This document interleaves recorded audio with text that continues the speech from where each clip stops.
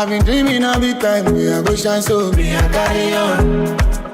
Koni su mi, koni re mi. I say no man give up.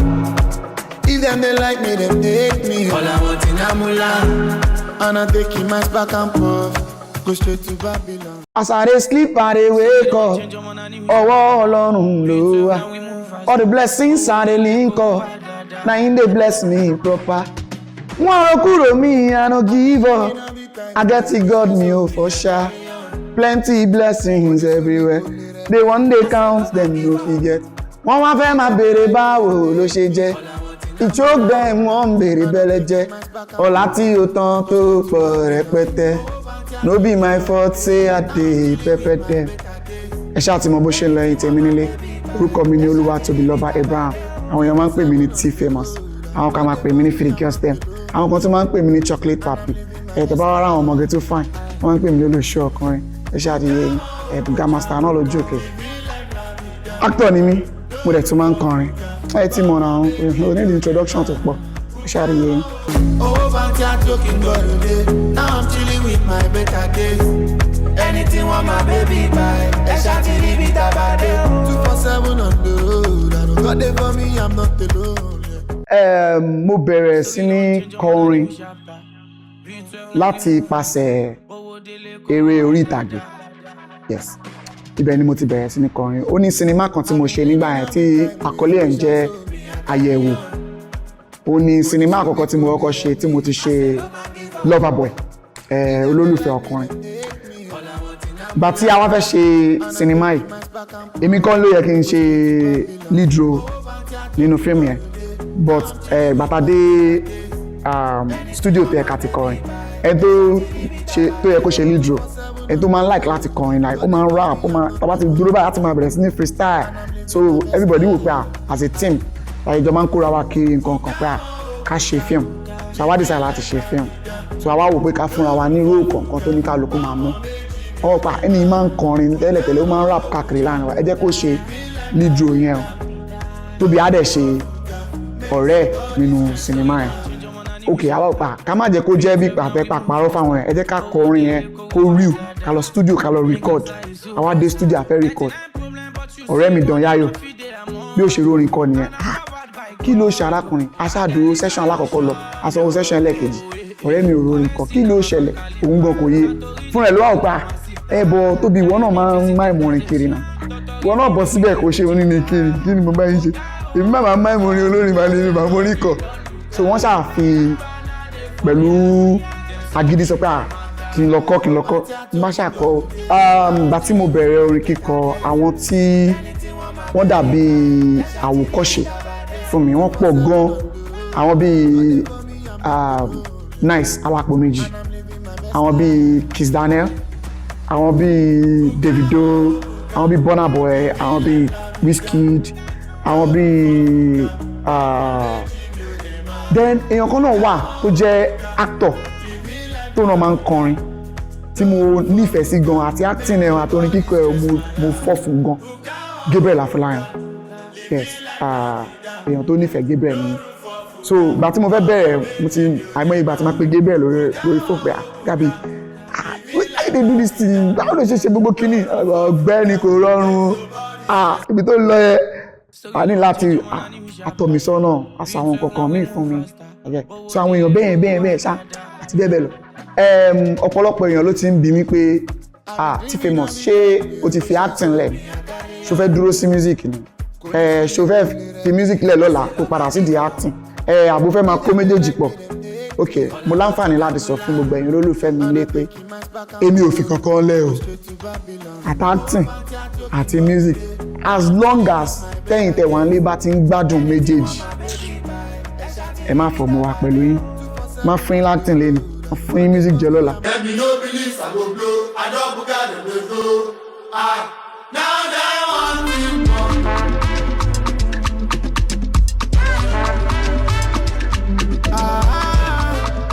Okay, orin mi Bùgá. Nǹkan tó mú mi kọ orin yẹn tó dàbí tó tì mí lọ di orin yẹn gangan ni pé ní ìwọ̀n bí ọdún díẹ̀ sẹ́yìn, bóyá 2020, 2021, 2022, gbogbo àgbáyé pátápátá ló ń pariwo kò sówó ń ta mi ò lówó lọ́wọ́ ẹlòmíì máa ní pé business òun ò ṣe dáadáa àwọn èèyàn ṣáà ń ronú lóríṣiríṣi mọ́ pa tèmi bá dẹ̀ fẹ́ kọrin máa ń wo àwọn nǹkan tó bá ṣẹlẹ̀ ní àyíká mi ó lè jẹ́ nǹkan tó bá ṣẹlẹ̀ sọ́rẹ́ mi ó lè jẹ́ nǹkan tó bá ṣẹlẹ̀ sí mi fúnra mi ó lè jẹ́ nǹkan tó bá ṣẹlẹ̀ sẹ́yìn èèyàn tí máa kọ̀ rí bí mo kàn ń lọ títì mo kàn rí nǹkan tó fọ́ ni èmi lè sọ dorin lárọ̀lá so mo á wò pé kí mo lè kọ tó jẹ́ pé ẹ̀yin tẹ́ wà ń lé tẹ́ bá gbọ́ ó máa fún yín ní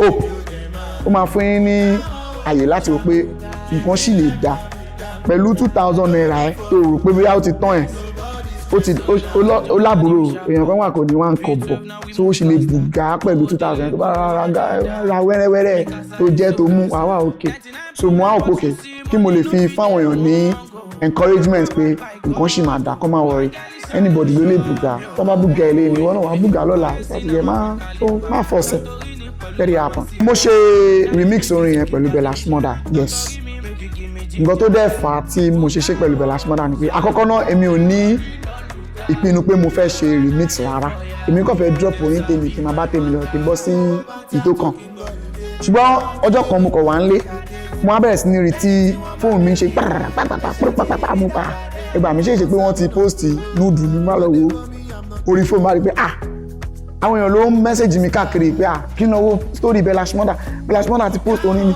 Bella Shmurda láti bó síbi dóò mo jẹ́ nǹkan tó nífẹ̀ẹ́ sí ohun Bella Shmurda dáadáa mo like ohun ẹ̀ gan ohun ẹ̀ dá dúró irú ẹ̀ méjì ò sí ní àtijọ́ tèmi ti ń gbọ́ orin mi mọ̀ bẹ́ẹ̀ ti gbọ́ ń bò mí bọ̀rọ̀ èmi ò rò pé mi gbọ́ rí so mo pa ní tí mo like lẹ́ni ó dẹ̀ post orin jẹ́ lọ dúpẹ́ lọ́wọ́ ẹ̀ mo ṣáà lọ dúpẹ́ lọ́wọ́ ẹ̀ pé ó ṣé o èèyàn mi ó ṣé o mo dúpẹ́ o nǹkan kan bọ̀ǹgbà tó máa fi di bí ọ̀sẹ̀ kan àbí méjì sí mo kàn tó rí tí ó kàn tó post ẹ̀ pé tí famous ó yá o jẹ́ ká wo nǹkan tá lè ṣe sórí orin papọ̀ nǹkan kan bá wọnú jẹ́ ẹ̀ àlàyé mi alpha òun láìpẹ́ orin yìí ṣé a lè ṣe remix mi a lè ṣe báwo a ti ṣe báyìí gan báwo ló yẹ fẹ́ wà náà kí n send orin yẹn sóhun bá ṣáà send orin yẹn sí ìgbà tó máa fi dàárọ̀ ọjọ́ kejì tí máa jí mo sì rí pé ó ti send ẹ̀ sí mi padà mi àlàyé mi bínú bá lọ gbọ́ ìgbà tí mo kọ́ gbọ́ orí mi vum orí mi ọwọ́ wúgbé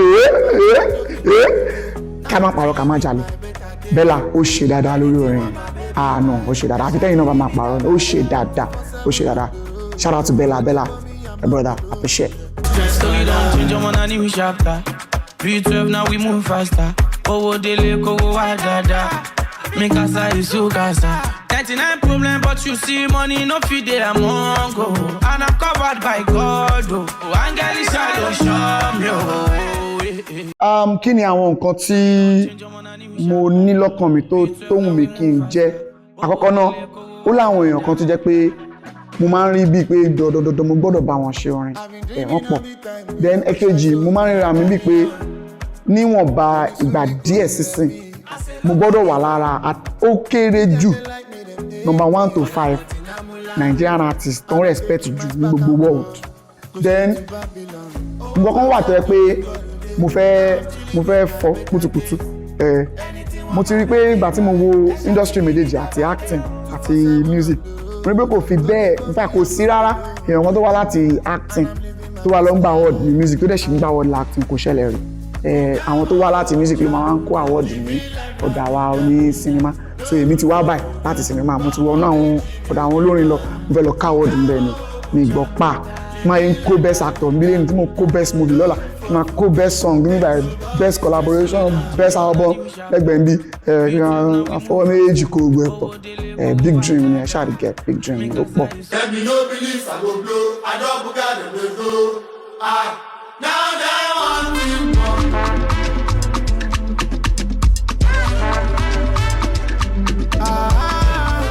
Ok, kí ni nǹkan tí ẹ tún gbọ́dọ̀ máa retí látọ̀dọ̀ T Famous?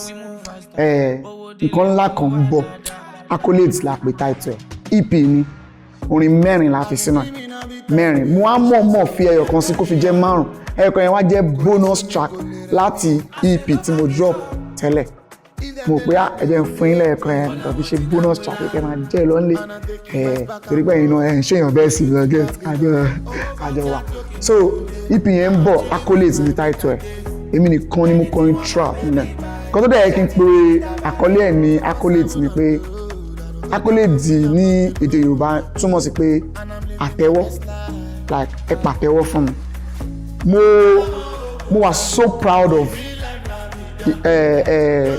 project yẹn torí pé mo mọ̀ pé tẹ́yìn èèyàn bá gbọ́ nlé ẹni tí kò bá pàtẹ́wọ́ fún mi nígbà tẹ́ bá gbọ́ tán a jẹ́ pé ìṣòro ẹni yẹn kọjá agbára mi ṣẹ́gẹ̀t a máa fẹ́ niyẹn lọ́wọ́ but for now orin tó wà nínú ẹ̀ in fact àwọn orin tí mo kó sí ó ń dẹ́rù bèmí fúnra mi pé tí kíní ìbá jáde ṣó lè handle ẹ̀ ṣàtóbi can you handle it but mo mọ̀ pọ́lọ́ wà lẹ́yìn ẹ má wọrí tí accolades bá ti jáde ẹ máa rí pé gbogbo nǹkan tí mo sọ ń bì lè máa bá ń bẹ̀ ó ṣọ́ fún mi gan àìkó ṣọ́ fún mi gan.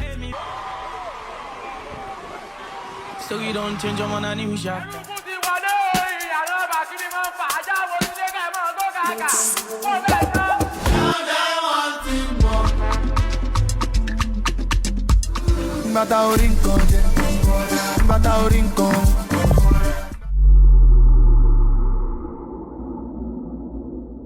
I've been dreaming of the time where I go shine so me I carry on. Kò ní sú mi kò lè rẹ̀ mí àṣẹ ló máa ń give up tó bá lọ give up ìwọ ló mọ̀. Orúkọ mi ni Olúwatóbilọ́ba Abraham. Àwọn yẹn máa ń pè mí ní T-Famous, àwọn kan máa ń pè mí ní Freakiostem, àwọn kan máa ń pè mí Chocolate Papi, àwọn kan náà dẹ̀ tún máa ń pè mí ní olóṣù ọkùnrin. Ó ṣàríyẹ èmi máa ń pè àmì ní Buga Master, Melody King. Ó ṣàríyẹ bó ṣe ń lọ náà nìyẹn. Orí Orísun la wà yìí o, Orísun wa ò ní gbẹ o, má fọwọ́ kan TV yẹn. A fi TV yẹn lẹ̀ ẹ́ fi mo ṣàkàrà ẹ̀ wò ní máa wọrí má Orísun yẹn lọ bẹ́ẹ̀.